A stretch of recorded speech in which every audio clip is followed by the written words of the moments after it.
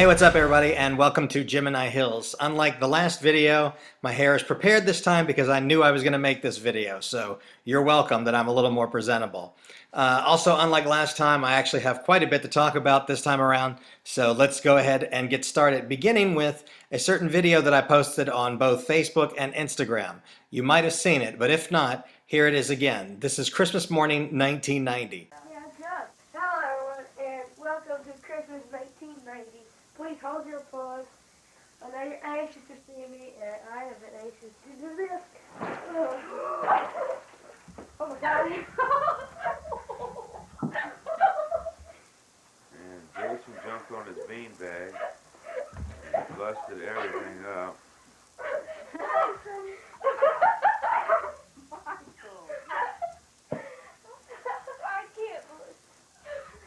We're off to a good start, y'all. We're off to a good start. So the response to that video has been pretty good. Most people notice one of two things. The first is that my parents are remarkably unfazed by everything that's happened. And the only thing I can say about that is that, by that point in my life, they were pretty much resigned to the fact that, this is what they had to work with. The other thing that a lot of people comment on is my sister's reaction. This is my older sister, Katie. And when she... when she sees the tree fall, she kind of, and then she starts laughing, and people are like, oh my God, your sister's reaction is so funny. And, she's the only one in the family who seemed to have any kind of reaction to it. But what I was telling my friend Victoria earlier is that if you know Katie, you know that she giggles and reacts to everything. I mean, that's just how she is. And so I often do this impression of Katie trying to tell a joke, and it goes something like this. Okay, so one time, there was a priest and a rabbi and a giraffe.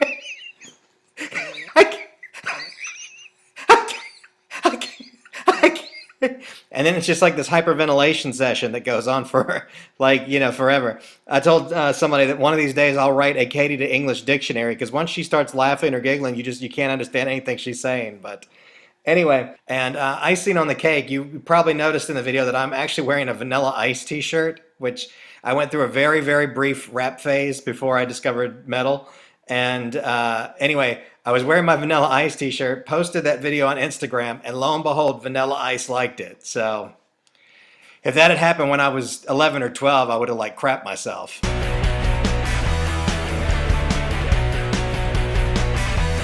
I guess the next thing we got to talk about is the fact that we got a new president last week. I've got enough of a libertarian streak that I'm never, ever excited about these kinds of things.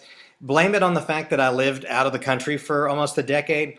But at this point, American politics to me it's kind of like when you're watching a TV show and you get to the later seasons that are really stupid, but you don't want to stop watching because you're like, oh shit, I've already invested this much time in it. But still, the more you watch, you're just like, that's kind of my best metaphor for where I am with American politics at this point. I'll make a few predictions for you. And I understand I'm not making partisan points here. I'm letting you know what I think is going to happen.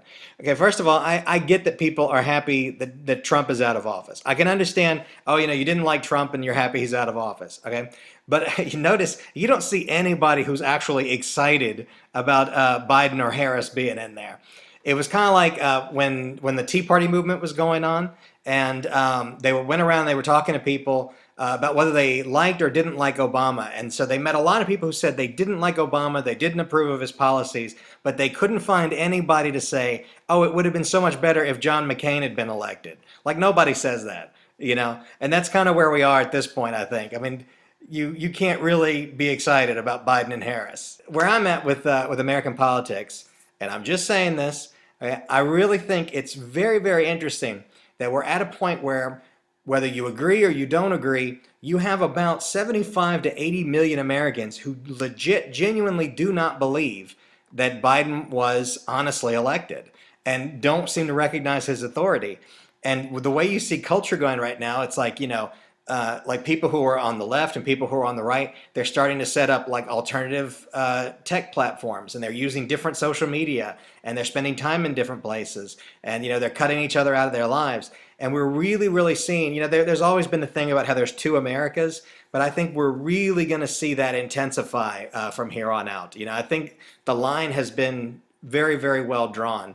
And just a prediction, I'm not, don't report me for some sedition or some whatever, okay? But I do not believe that there will always be 50 states. I think we're going to see, areas of states break off. We're going to see towns break off. We're going to see, counties, municipalities, maybe entire states, entire regions.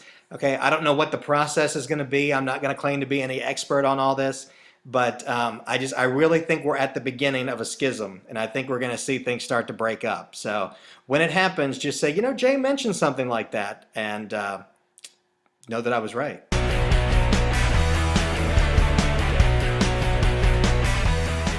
Now, as promised, I'm going to get to some of your questions and answers. I wasn't joking. I put this on Facebook. I said, hey, ask me anything and I'll answer it in my vlog. So if you want to hear your name here in the vlog and you want me to talk about you, then by all means, drop some questions on those posts when I throw them up there. Our first question comes to us from one Mary Ashley Langston, who I went to Ole Miss with.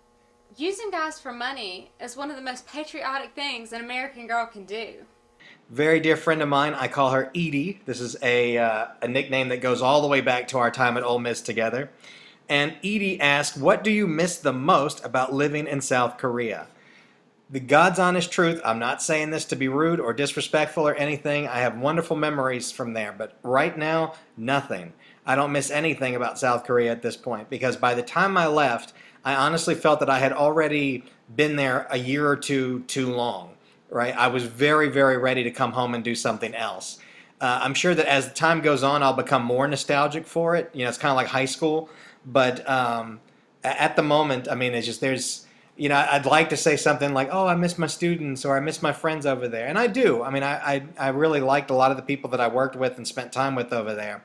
But as far as things that I really actively miss, like, "Oh my God, I wish I was there right now," no, I don't miss anything about living in Korea right now. So ask me again in about 6 months or a year. All right, next question comes from one Craig Davis. He and I worked together in Korea, so he's one of those cool people that I worked with over there. He asked a lot of questions. They're all kind of around, they follow a theme, I guess I should say. How much are you getting out and about? Have you noticed a lot of shutdowns from Corona? How would my life be different if it had changed due to the restrictions? And are there certain places I would be going to regularly if not for Corona? I'm going to be totally honest with you here in that a lot of the red states, as we call them here in the U.S., a lot of the red states have not gone to the extremes with all the shutdowns and the lockdowns, and you can't have restaurants. Pretty much everything is open here. And except for wearing face masks and oh yeah, stay 6 feet away from me. I mean, I know the virus is real, and I have friends who have lost family members, and I hate that for them. I really, really do. But I mean, it's where I am, and just from where I'm sitting, it's like, it hasn't affected much apart from having to wear a mask everywhere. So, not much at all, I guess, if you wanted to know the truth. Final question coming to us from one Jim Bob. That is his honest-to-God name. We always called him JB. JB Tucker, coming all the way back from Biloxi High. Let's see, we went to high school together, obviously. Didn't I just say that? Anyway, he said, what thing did you not realize you missed most about Biloxi? Good question, and I'm going to tell you. One thing I don't like and have never liked, and blame this on family members who will go unmentioned but who know who they are, okay? I hate gossip, okay? I don't want to know things about people that I'm not supposed to know, okay? And if you did something bad, I don't want to bring it up every time I talk about you. If I accidentally find out something about you that I probably shouldn't know, I'm not in any hurry to tell other people about it, and I've always been this way. I understand one of my great-grandfathers was like this, so, maybe I'd get that from him. But the opposite side of, of gossip is a willingness to give details. People love to tell you things, right? And it was like, I haven't noticed, how much I've missed people that just, you fall into instant conversation with people. The other day I was at PetSmart, and I was holding kimchi in this arm, and, I had the stuff I was buying in this arm, and a lady walks in and she goes, "Oh my God, That is the kind of dog that I want. I'd love to have a dog like that. That's a Pomeranian. I've had four. I've had four. The first one died from a heart attack.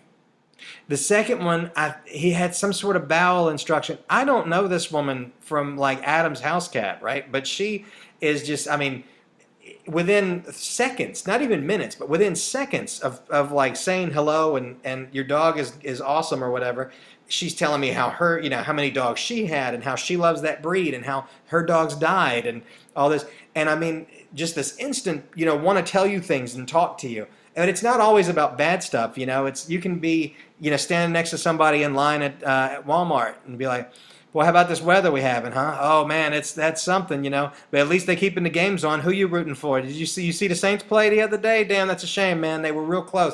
And I mean, just that kind of instant conversation and friendliness.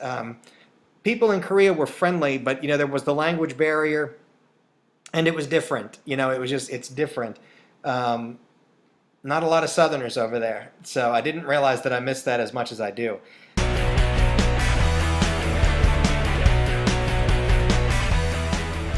The last thing I have to mention today is that this video coincidentally falls on January 25th, which is the birthday of two of my very good friends. One is my friend Jack McManus, and the other is the legendary Giuliano Lupinetti. So Jack, let me tell you a quick story. Jack and I go all the way back to Ole Miss. In fact, earlier I mentioned Edie. Edie and Jack were like a unit up at Ole Miss. Like you never saw one without the other. And anyway, Jack and I, we were in this class called Literature of the Old South. And it was like in the course of that, we sat across the room from each other. So there wasn't a lot of like, direct conversation. But over the course of a year, we kind of established the fact that we didn't like the other people in the class, especially this one grad student who was just all like, oh, I think Life on the Mississippi is about Mark Twain's psychological blah, blah. One of these guys, turns everything into theory. It's like, he's drowning and describing the water kind of guy. So anyway, that was our bonding point, and Jack and I have been friends ever since. So I've got a couple of funny stories that I could tell, but I probably shouldn't. That sounds worse than it is, okay? But anyway, happy birthday, Jack. I hope it's a good one. 27 is going to be the best year ever for both of us. And let me think. The other one, Giuliano.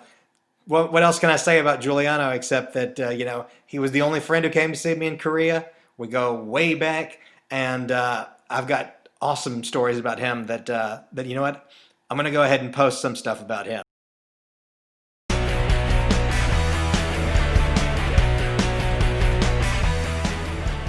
He was a loner, wandering aimlessly with no direction in his life. And no holes in his mask. Hey, son, what seems to be the problem? My teacher wants me to learn how to do complex sentences. I don't know how. Well, you see, son, the problem isn't so much that the complex sentences are difficult. It's that you're stupid. Now, Bob, would you mind describing your situation? Like when did he come up on you, that kind of thing? I was just cleaning my squirrels, and it came up on me. It's all right. It's all Yeah, right. It's all right.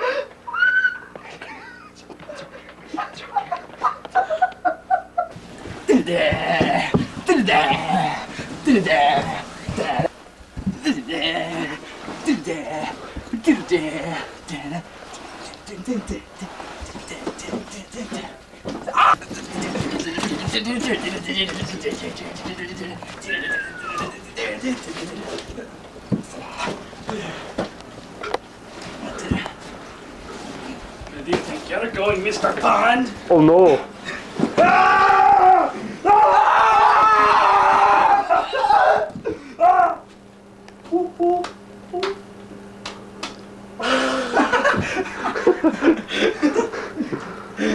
And I will see you on the next one. Take care.